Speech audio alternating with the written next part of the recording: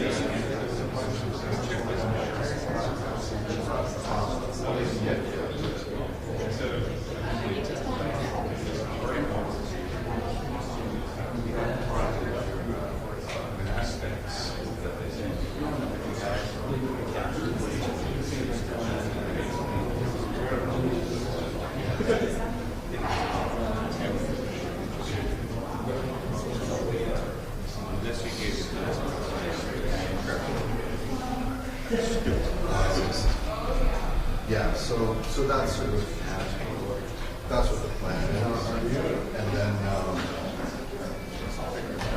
then depending on where I am, because I think we're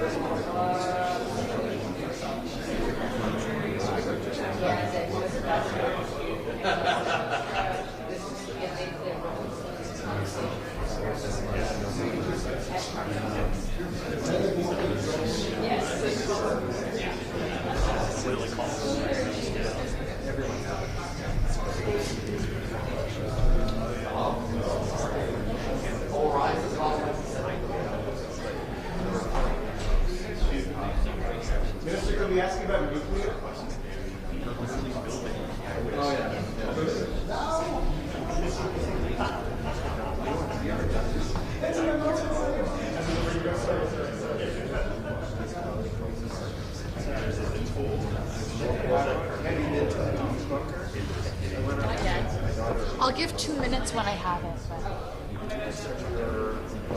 Oh, 1 minute!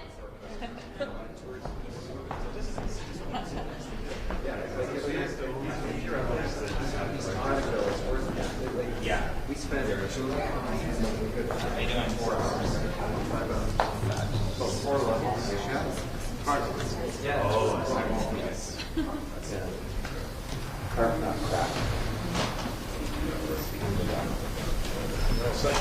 go. We're ready when you're ready. Okay. I'm always ready. I was born ready.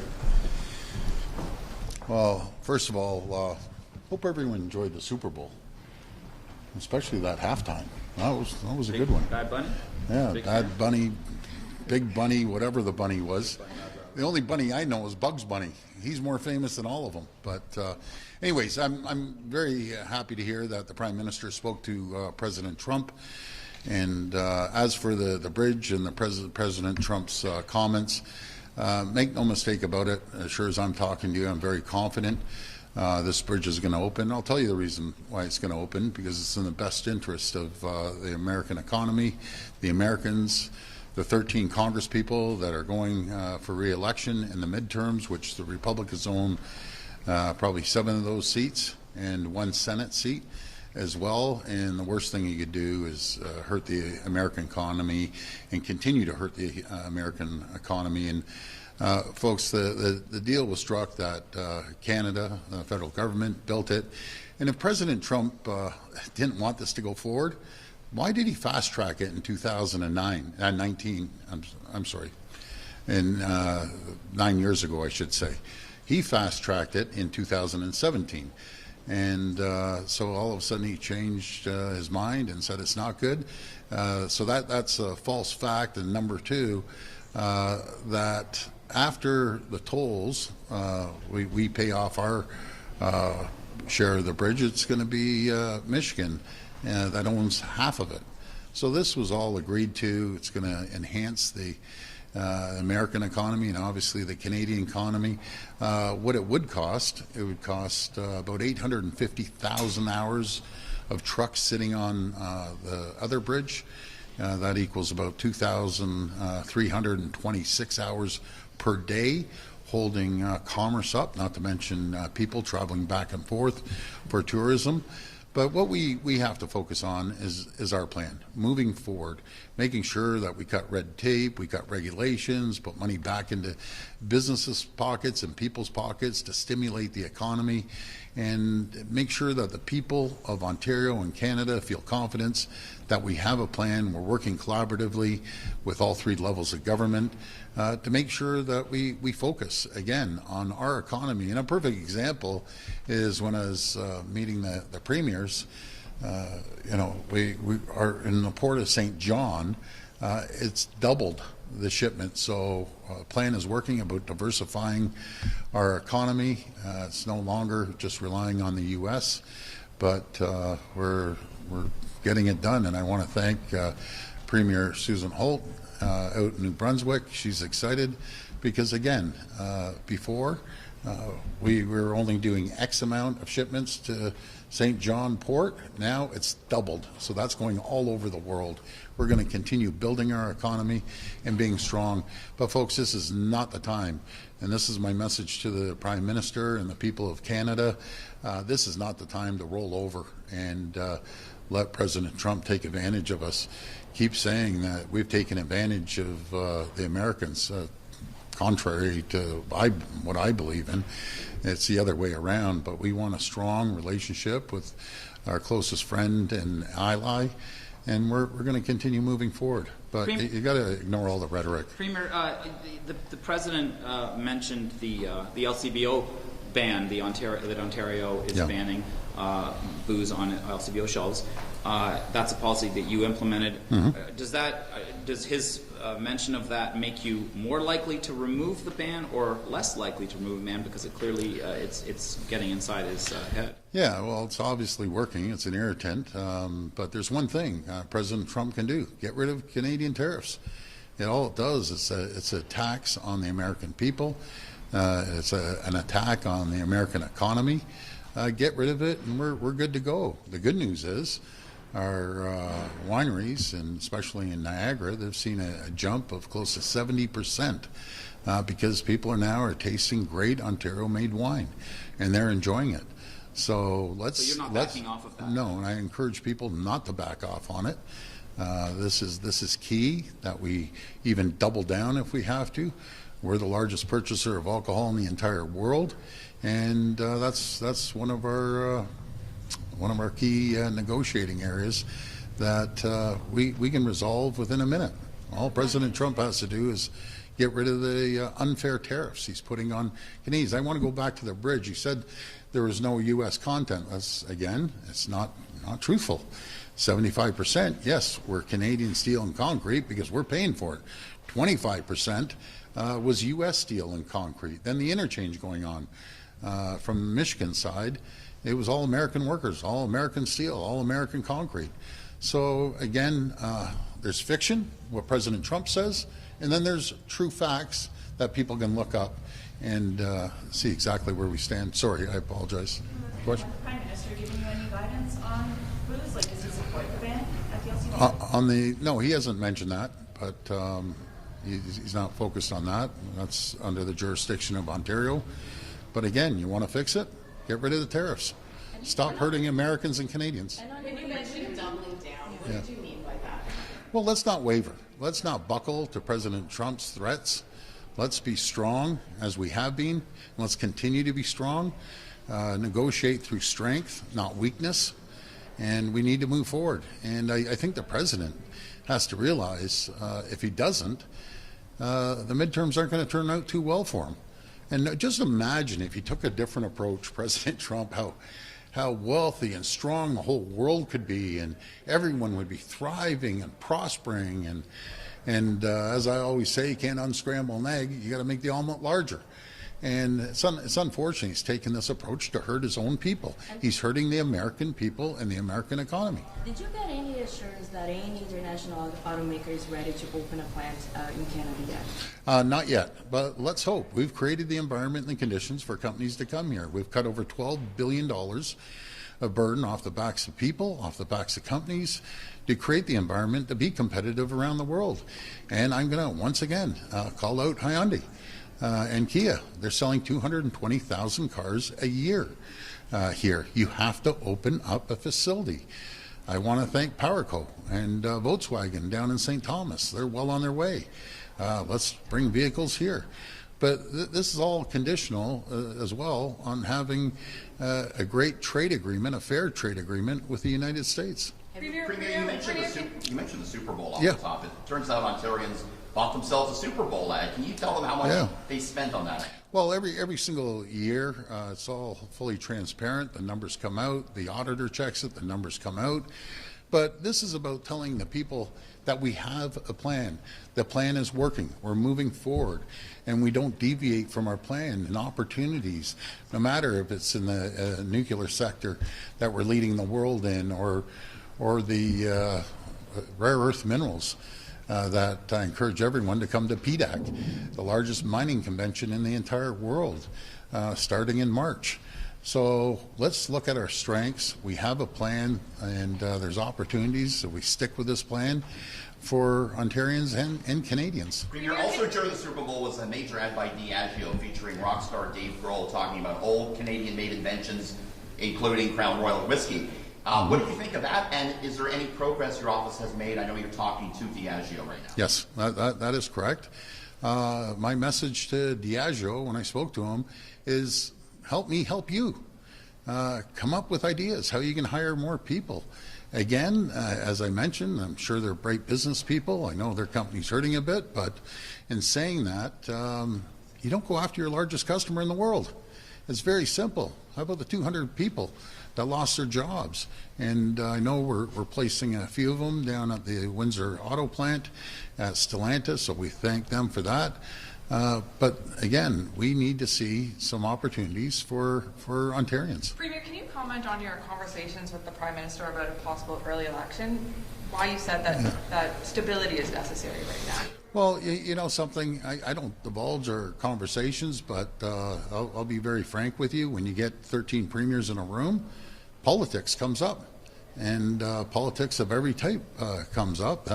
That came up, but that's going to be up to the Prime Minister. It's going to be up to the people to decide if they do decide to call an election.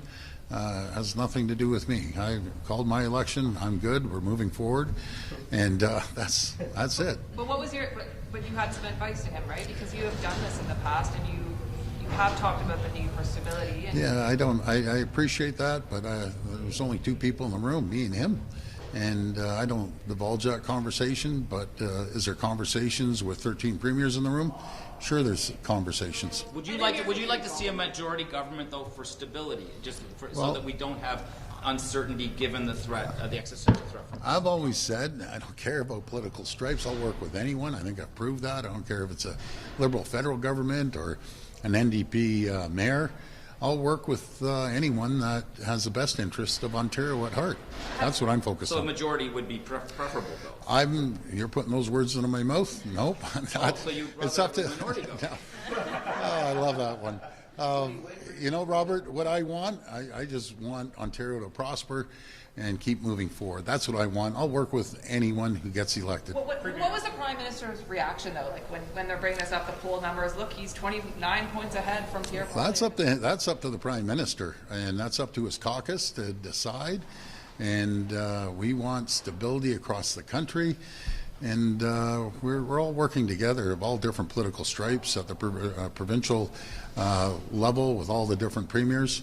And we just want to make sure that we have a strong economy in Ontario, which means a strong economy across the entire country. Do you think he's considering it? I don't know. That's up to him to decide. Have you given any advice to Pierre Poilievre? Have you given any advice to Pierre Poilievre about a possible election? No. I saw Pierre at the portrait hanging of Prime Minister Harper. Shook hands, said hello, congratulated him, and for what? For getting a convention. Yeah, 80-some-odd%. But anyways. You don't win elections at conventions. You win elections across the country. So let's see what happens if the Prime Minister decides to call elections. Sorry, Colin. The only thing that's happened between a few weeks ago and now is Jamil Jabani going down to the United States. Do you think that Jamil Jabani's trip to Washington had some impact on what the President has said today? Well, I'm not too sure what the conversation happened, but I encourage everyone to go down, every stakeholder, every corporation, every business owner, every premier, and the Prime Minister encouraged the premiers to continue to advocate for Canada. So wherever we can, let's get our voice out there, especially down to President Trump and his team, that we're open for business and we're stronger together than we are apart. And it's the AMCAN Fortress. So are you still in touch with Howard Lutnick? Have you guys exchanged phone calls in the last month or so? I haven't talked to him personally, but he plays an important role like the rest of the administration. But again, no matter if it's Howard Lutnick or President Trump or anyone, you're so much stronger with the AMCAN Fortress that I've been preaching for a long time. As we're under attack by foreign countries in different ways, we need to stick together. We'd be the strongest, richest, wealthiest, safest two countries in the entire world. That's what I've been advocating. I'll continue to advocate to every American I speak to, and I speak to a lot of Americans, and the Republicans and Democrats. Obviously the Democrats, we know where they stand, but now Republicans are getting nervous. And it gets into, when the midterms come, I call it silly season, because all the politicians start going crazy and they want to get reelected.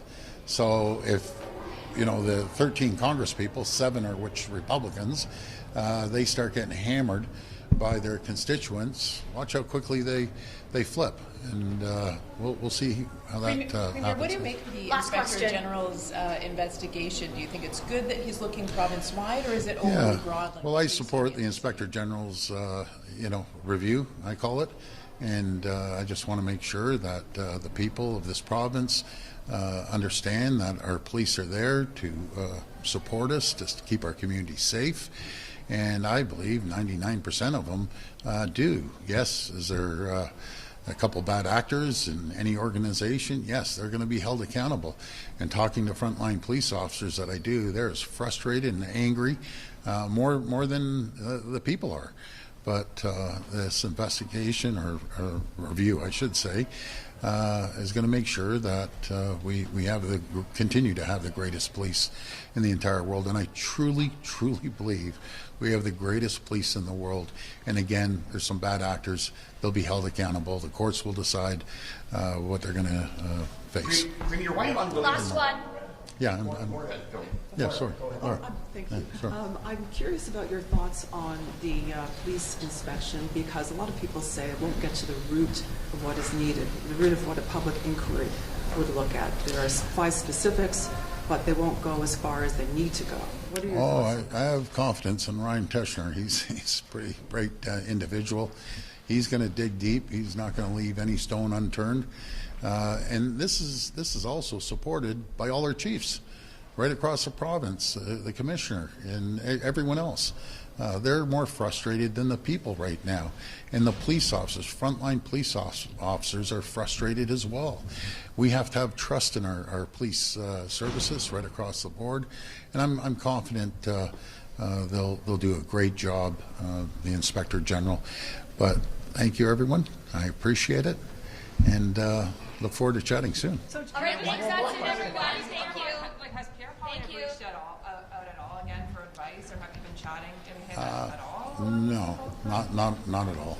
But that's all right. The people are going to decide at the end of the day. I got to listen to Gracie. I've been ignoring her for the last 5 questions. Last 10, thank you, that's it, thank you. I'm not too sure. I got to see when the feds are going to be calling. When maybe soon. So, All right, so thanks, you everyone. you don't want to rush into this, right?